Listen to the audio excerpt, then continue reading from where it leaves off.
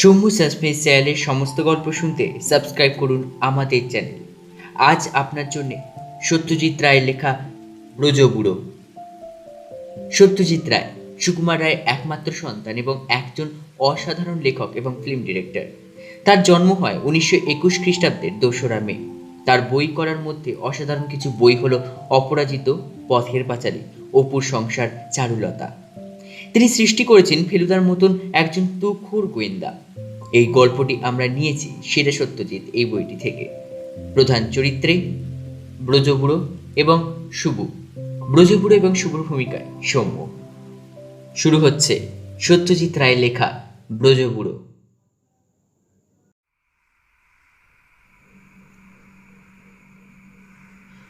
শঙ্কর চৌধুরী আধখানা হাতির রুটি ছিঁড়ে ডালে চুবিয়ে মুখে পুরে একবার পাশে বসা ছেলের দিকে চেয়ে নিলেন।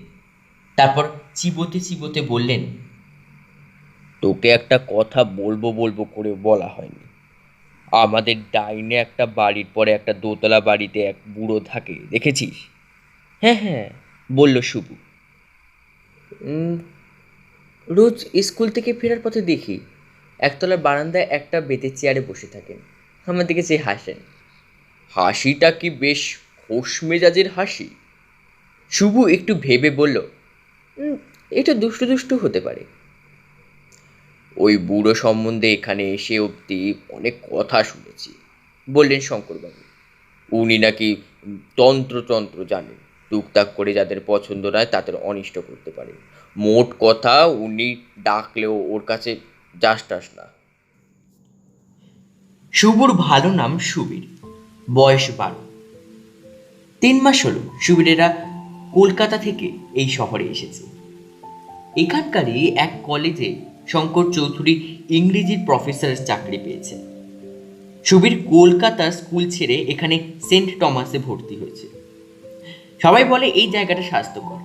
শীতকালে যে বেশ শীত পড়ে সেটা এই নভেম্বরের গোড়াতেই সকাল সন্ধ্যায় টের পাওয়া যাচ্ছে। সুবীরের মার জায়গাটা খুব পছন্দ। বলেন, এখানকার বাতাসই আলাদা, প্রাণ ভরে নিঃশ্বাস নেওয়া যায়। এই কমাসেই স্কুলে সুবীরের 2-1 বন্ধু হয়েছে। তার মধ্যে দিব্যেন্দুকে ওর সবচেয়ে ভালো লাগে। শুভ দিবু ক্লাসে পাশাপাশি বসে। দুজনেই পড়াশোনায় ভালো, খেলাধুলায় দুজনে খুব উৎসাহ।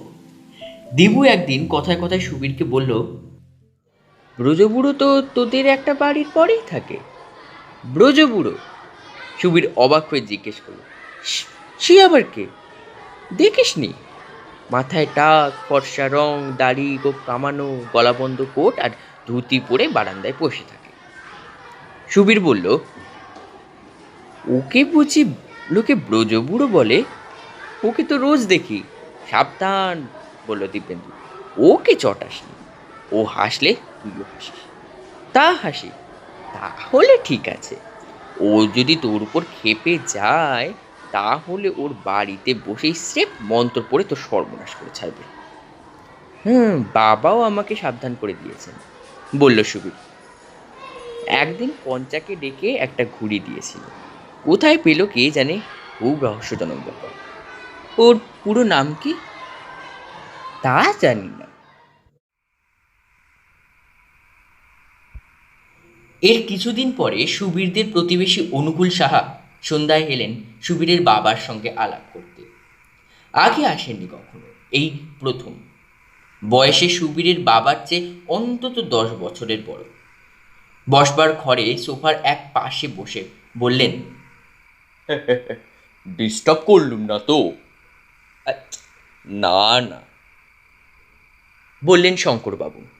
আমি ভাবছিলাম আপনার ওখানে একবার ঢু মারব। আপনি এলাহাবাদ ব্যাংকে আছেন না? আগে হ্যাঁ, আমি সংসার করিনি। এখানে আমার বাড়িতে আমি একা। কলকাতায় এক ভাই আছে, লোহা লক্করের ব্যবসা করে। অফিস থেকে ফিরে পাড়ার কারুর না কারুর বাড়িতে গিয়ে গল্প সল্প করি, অবশ্যই একজন বাদে। কে? ব্রজকিশোর বাড়ুজ্জে, নাম শুনেছেন? ও, যাকে ব্রজবুড়ো বলে। আমাদের বাড়ির একটা বাড়ি পরেই থাকে। আগে হ্যাঁ। ভদ্রলোকের তো অনেক গোলমাল শুনেছি। বিস্তর। ব্রজবুড়ো এখানে আসে 15 বছর আগে। আমিও তখন আসিনি, কিন্তু বুড়োর দক্ষিণে লাগোয়া বাড়ির নরেশ মল্লিক ছিলেন। তিনি 30 বছর হলো এখানে আছেন। সদানন্দ রোডে গয়নার দোকান আছে। তিনি বলেন সুটকেস হ্যান্ডেল ছাড়াও বুড়োর সঙ্গে নাকি একটা সবুজ রঙের বাক্স ছিল। সে এক আলিশান ব্যাপার। সঙ্গে একজন লোকও ছিল। সে পরের দিন চলে যায়। ওই সবুজ বাক্সের কথা এখন শহরের সকলেই জানে। আমার তো বিশ্বাস ওতেই বুড়োর তন্ত্রমন্ত্রের সব সরঞ্জাম আছে। উনি আসার আগে নাকি বাড়িটা খালি পড়ে থাকতো। তন্ত্রের ব্যাপারটাকে সত্যি বলেই মনে হয়। আমি বলতে পারবো না, তবে নরেশবাবুর কাছে শুনেছি বুড়োর দোতলার ঘর থেকে মাঝরাত্রে নানান রকম শব্দ শুনেছেন। করতালের আওয়াজ, ডুকি পেটানোর আওয়াজ, বিড়বিড় করে বলা সব মন্ত্র, মাঝে মাঝে হাসির শব্দ। এটা বিশ্বাস না করে উপায় নেই, কারণ বলছি, বুড়োর উত্তরের বাড়িতে যিনি থাকেন ভদ্রলোকের নাম বোধহয় জানেন। বাড়ির দরজায় কাঠের ফলকে দেখেছি এন.কে মজুমদার। হ্যাঁ, নিশিকান্ত মজুমদার। ইন্স্যুরেন্স অফিসে চাকরি করেন। ইনিও মাঝরাত্রিরে ওইসব শোনেন। এমনকি একদিন জানলায় একটা বিবস্ত্র মুখও দেখেন। মজুমদার মশাই সোজা গিয়ে বুড়োকে বলেন যে এইভাবে প্রতিবেশী শান্তিভঙ্গ করলে তিনি পুলিশে খবর দেবেন। এটা বিকেলবেলা। বুড়ো তখন বারান্দায় বসে। শাসানোর ফল কি হলো? সেই তো বলছি, গোলমাল তো বন্ধ হলোই না। মাঝখান থেকে নিশিকান্ত বাবু ব্যারাম বাঁধিয়ে বসলেন। হাই ফিভার 106 ডিগ্রি অবধি উঠেছিল। ডাক্তার বললেন ভাইরাস ইনফেকশন। 7 দিনে জ্বর ছাড়ল। নিশিকান্ত বাবু দৃঢ় বিশ্বাস বুড়ো তুপ করেছিলেন। নীরৎপল বাবুর একটি ছেলে আছে, বছর 15 বয়স, নাম রতন। আমাদের বাড়ির কাছে কাকমারার মোড়টাতে থাকে। বুড়ো নাকি তার সঙ্গে ভাব করার জন্য খুবই ব্যগ্র। হাসি মুখে করে হাত ছানি দিয়ে ডাকে। রতন ওর ব্যাপার জানে, তাই কোনো আমল দেয় না। সুবীরকে তার বাবা বারণ করেছে, কিন্তু দিব্যেন্দুকে কেউ বারণ করেনি। দিব্যেন্দুর বাবা এসব তন্ত্রমন্ত্র টুকটাক বিশ্বাস করেন না। বলেন, একটা নিরীহ বুড়োকে উদ্দেশ্য করে মিথ্যে কালমন্দ করা হচ্ছে। ওকে দেখলেই বোঝা যায় ওর মধ্যে কোনো গণ্ডগোল নেই। দিব্যেন্দু যদিও শুভুকে বুড়ো সম্বন্ধে সাবধান করে দিয়েছিল, কিন্তু বাপের কাছ থেকে সে যে একটা বেপরোয়া ভাব পেয়েছে সেটা যাবে কোথায়? সে একদিন শুভুকে বলল, আজকে তোর সঙ্গে ফিরবো, তোর বাড়ি যাওয়া হবে, আর বুড়ো কি করে তাও দেখা যাবে। শুভ ভুরু কুচকে বলল, তুই নিজেই তো সেদিন বললি বুড়োর কাছ থেকে দূরে থাকতে। তা বলেছিলাম, বলল দীপু, কিন্তু বাবা বলেন বুড়োর মধ্যে কোনো দোষ নেই। তাই একবার গিয়ে দেখি না কি হয়। এও একরকমের এক্সপেন্সার তো। শুভ তার বাবার নিষেধ উড়িয়ে দিতে পারে না। সে বলল, কাছে যেতে পারি, এমনকি কথা বলতে পারি, কিন্তু ওর বাড়ির ভেতরে ডাকলে যাব না। ঠিক আছে, তাই হবে।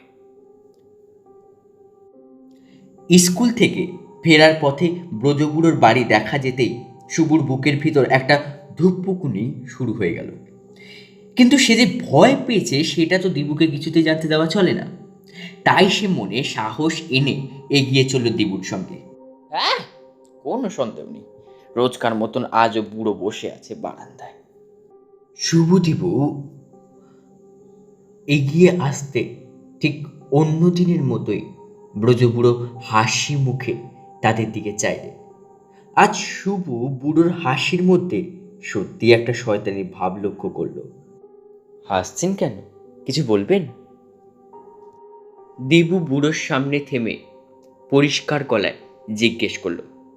হ্যাঁ, বলবো, বললেন ব্রজবুড়ো।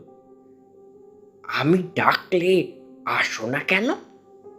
দিবু বলল, আমাকে কোনোদিনও ডাকেননি, তাই আর ডাকলে বা যাবো কেন? ওরকম চারটারটাকে আমি যাই না। শুভ মনে মনে ভাবল, বাপরে, দীপুর কি সাহস!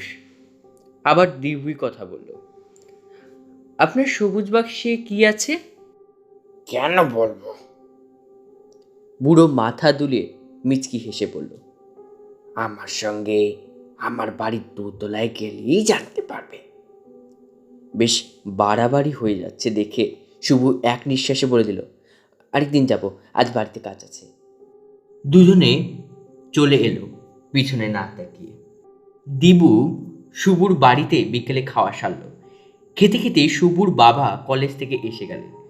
শুভ কোনো কিছু না লুকিয়ে ব্রজপুরের সঙ্গে যা হয়েছে পুরো ব্যাপারটা বাবাকে বলে দিল। শঙ্করবাবু কিছুক্ষণ গম্ভীর থেকে বললেন, একবার করেছো এই জিনিস, আর করো না। দেবেন্দু, তোমাকেও বলছি, এসব ব্যাপারে সাহস দেখানো কোনো কাজের কথা নয়। বুড়োর মধ্যে অনেক গোলমাল, ওর প্রতিবেশীদের কথা তো অবিশ্বাস করা যায় না। কালই নিশিকান্ত বাবু আমার বাড়ি এসেছিলেন।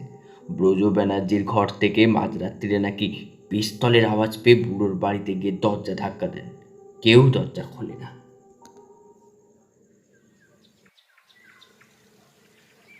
এর সপ্তাহ খানিক পরে এক রবিবার সকালে সুবুদের বাড়ির সামনের দরজায় টোকা পড়ল। শুভুর বাবা খবরের কাগজ পড়ছিলেন। ছেলেকে বললেন, দেখ তো কে এলো। শুভু দরজা খুলে দেখে খয়েরি স্যুট পরা একজন বেশ ভালো দেখতে ভদ্রলোক, বয়স 30-এর বেশি না। তার পিছনের রাস্তা একটা ট্যাক্সি দাঁড়িয়ে, এটা শুভুর চোখেও পড়েছে। ব্রজকিশোর ব্যানার্জির বাড়িটা কোথায় বলতে পারেন? ভদ্রলোক প্রশ্ন করলেন সুদপুর বাবাকে। 74 নম্বর সেটা জানি, কিন্তু এখানে তো দেখছি কোনো বাড়ির নম্বরই লেখা নেই। শঙ্করবাবু দাঁড়িয়ে উঠে হাত দিয়ে দেখিয়ে বলেন, এইদিকে আমার বাড়ির পরের বাড়িটা। থ্যাঙ্কস। ভদ্রলোক যাবার জন্য ঘুরছিলেন, কিন্তু শঙ্করবাবু একটা প্রশ্নে থেমে গেলেন। আপনি কি ওর আত্মীয়? হ্যাঁ, আমি ওর ভাইপো, ছোট ভাইয়ের ছেলে। আসি। ভদ্রলোক চলে গেলেন। শঙ্করবাবু আবার সোফায় বসলেন, বসে বললেন, হাইলি ইন্টারেস্টিং। আমার ধারণা ছিল ব্রজবুড়ো 3 কুলে কেউ নেই। বিকেলে শুভরা চা খাচ্ছে এমন সময় দরজায় আবার টোকা পড়ল। শুভ খুলে দেখে আবার সেই সকালের ভদ্রলোক। একটু আসতে পারি কি? শঙ্করবাবু উঠে এসেছেন, বললেন, হ্যাঁ হ্যাঁ নিশ্চয়ই, আসুন আসুন। ভদ্রলোক ঘরে ঢুকে এলেন। বসুন। চা খাবেন? নো থ্যাঙ্কস, আমি এইমাত্র খেয়েছি। ব্রজবাবুকে কেমন দেখলেন? সেইটা নিয়ে একটু কথা বলতে এলাম, বললেন ভদ্রলোক। আগে আমার পরিচয়টা দিই। আমার নাম অমিতাভ ব্যানার্জি। আমার পেশা হচ্ছে মনের ব্যায়াম চিকিৎসা করা, সাইকিয়াট্রিস্ট। কলেজে পড়ার সময় থেকেই সবটা ছিল। বাবা রাজি হয়ে গেলেন। আমি বিলেত গিয়ে পাশ করে ওখানে 3 বছর প্র্যাকটিস করেছিলাম। কিছুদিন হলো কলকাতায় এসেছি। বাবার কাছ থেকেই জ্যাঠার কথাটা শুনেছিলাম। বাবা লখনৌয়ে ওকালতি করেন। আমার জন্ম, পড়াশোনা সব ওখানেই। আমি ব্রজ জ্যাঠাকে কোনোদিন দেখিনি। যখন কলকাতায় গিয়েছে ততদিনে ব্রজ জ্যাঠা আপনাদের এখানে চলে এসেছেন। এটা শুনেছিলাম যে কলকাতায় থাকতে জ্যাঠা চুপচাপ বাড়িতে বসে থাকতেন, কারোর সঙ্গে মিশতেন না। ডাক্তার দেখে বলেছিলেন শরীরে কোনো ব্যায়াম নেই। যে বাড়িতে রয়েছেন সেটা কার? ওইটা আমার ঠাকুরদা তৈরি করেছিলেন। উনি ব্যবসা করতেন, অনেক পয়সা করেছিলেন। মারা যাবার আগে 3 ছেলেকে উইল করে টাকা সমান ভাগে ভাগ করে দিয়ে যান। কাজেই ব্রজ জ্যাঠার টাকার অভাব নেই। উনি কি তন্ত্রতন্ত্র চর্চা করেছেন নাকি? কি যে করেছেন তা কেউ সঠিক বলতে পারবে না। আমরা থাকতাম লখনৌয়ে, মেজ জ্যাঠার কাজ ছিল ব্যাঙ্গালোরে, ব্রজ জ্যাঠা কলকাতাতেই থাকতে। তবে গোটা 3 চাকর ছাড়া দেখবার আর কেউ ছিল না। তন্ত্রের ব্যাপার জানি না, তবে ওর যে মানসিক ব্যায়াম রয়েছে তাতে অন্তত আমার কোনো সন্দেহ নেই। কথা হচ্ছে কি ব্যারাম? সেটা এখনো ধরতে পারেননি? ধরবো কি করে? আমার সঙ্গে তো কথাই বলছে না। তবে আমার একটা প্রস্তাব আছে। কি? ওর চাকর বলছিল উনি নাকি ছোটদের উপর কখনো রাগ করেন না। তাই ভাবছিলাম যদি আপনার ছেলেকে একবার সঙ্গে করে নিয়ে যেতে পারি, তাহলে হয়তো উনি মুখ খুলতে পারেন। শুভু বলল, ওর একটা সবুজ বাক্স আছে কি? অমিতাভবাবু চোখ বড় বড় করে বললেন, বাক্স মানে কি? সে তো এক বিশাল ট্রাঙ্ক। আমি ওকে জিজ্ঞেস করেছিলাম ওতে কি আছে, উনি কোনো জবাবই দিলেন না। শঙ্করবাবু বললেন, ঠিক আছে, আমার ছেলে যাবে, কিন্তু তার সঙ্গে তার বাবাও যাবে। নিশ্চয়ই, সে তো খুব ভালো কথা। আমি খানিকটা জোর পাবো। 5 মিনিটের মধ্যে তিনজনে বেরিয়ে পড়ল। ব্রজবুড়োর বাড়ির দরজায় ধাক্কা দিতে একটা বুড়ো চাকর এসে দরজা খুলে দিল। বাবু কোথায়? জিজ্ঞেস করলেন অমিতাভবাবু। দোতলা শোবার ঘরে, বলল চাকর। আজ বাইরে বসবেন না? আগে আপনি আসার পর থেকে উনি কেমন যেন একটা হয়ে গেছেন। আজ বিকেলে চাও খেলেন না। ঠিক আছে, আমি ওর সঙ্গে একটু দেখা করব। আসুন মিস্টার চৌধুরী। তিনজনে দোতলায় গিয়ে হাজির হলো। ডান দিকে একটা দরজা, সেটাই ব্রজবুড়োর শোবার ঘর। ডাক্তার ব্যানার্জির পিছন পিছন শঙ্করবাবু আর শুভ ঘরে ঢুকলো। ব্রজবুড়ো বালিশে পিঠ দিয়ে খাটে আধ শোয়া। শুভুকে দেখেই তার মুখে হাসি ফুটে উঠে সঙ্গে সঙ্গে মিলিয়ে গেল। তোমার সঙ্গে এরা কারা? অভিমানের সুরে বললেন ব্রজবুড়ো। শুভু বলল, আপনি সবুজ বাক্সটার কথা বলছিলেন, সেটা দেখতে এলাম। প্রকাণ্ড সবুজ ট্রাকটা শুভু ঘরে ঢুকেই দেখেছিল। খাটের উল্টো দিকে দেয়ালের সামনে রাখা রয়েছে। বোঝাই যায় আদ্যিকালের ট্রাক। নিশ্চয়ই দেখাবো, বললেন ব্রজবুড়ো, কিন্তু এখন না, এরা ঘর থেকে বেরোলে দেখাবো। ডাক্তার ব্যানার্জি শঙ্করবাবুকে বলেন, চলুন মিস্টার চৌধুরী, আমরা পাশের ঘরে যাই। দুজনে বেরিয়ে যেতে আবার বুড়োর মুখে হাসি ফুটল। শুভুর বুকের ভিতর আবার ধূপকনি। ব্রজবুড়ো খাট থেকে নেমে টেক থেকে চাবিটা বার করে ট্রাকটা খুলে ডালাটা উপরে তুলে দিলেন। দেখো, এ কি? এই যে খেলনায় ভর্তি।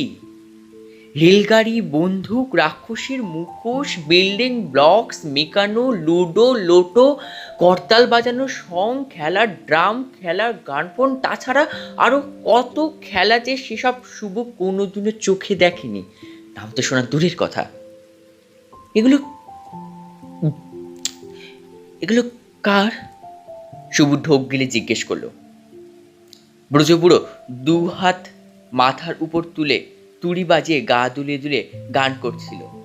আমি রামখেল তাই তিলক সিং, তাই গা দুলিয়ে নাচি তিরিং তিরিং।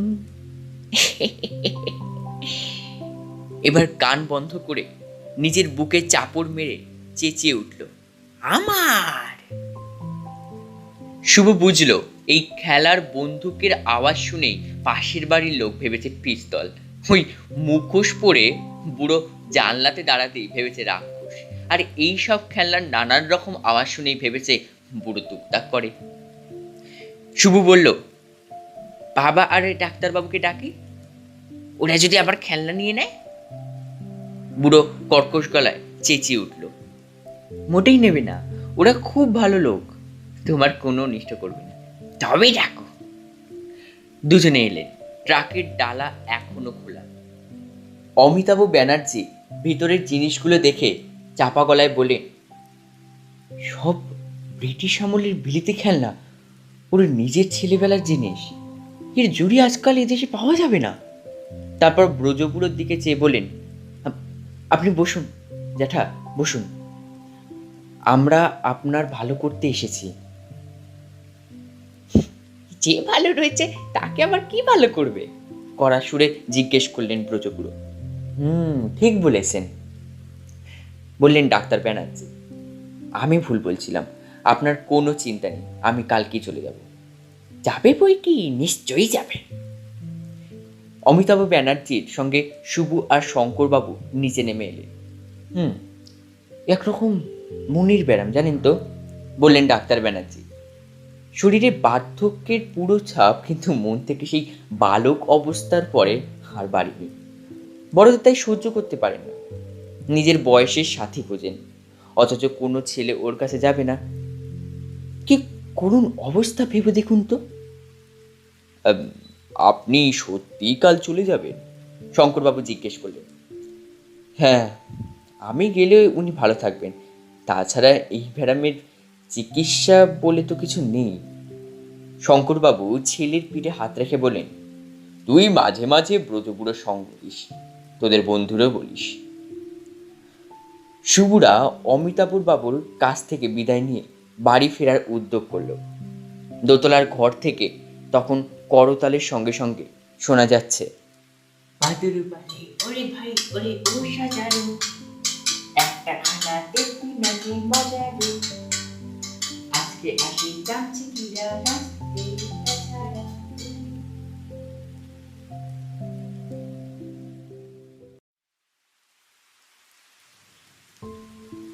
শুনছিলেন সত্যজিৎ রায়ের লেখা ব্রজপুরো। প্রধান চরিত্রে সৌম্য এবং সাউন্ড ডিজাইনিংয়ে শুভ, পোস্টার ডিজাইনিংয়ে টিম পোস্টার। শুনবেন আরও একটি নতুন স্টোরি পরের শনিবার। ততদিন স্টে টিউনড। নমস্কার। Only suspense.